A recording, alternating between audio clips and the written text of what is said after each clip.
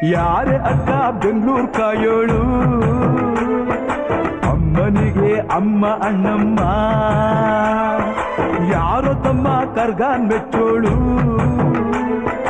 ಮಲ್ಲಿಗೆಯ ಮುಡಿಯೋ ಅಣ್ಣಮ್ಮ.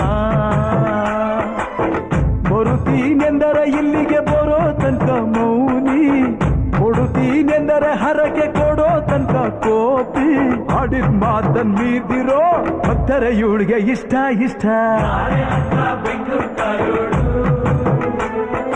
ಅಮ್ಮನಿಗೆ ಅಮ್ಮ ಅಣ್ಣಮ್ಮ,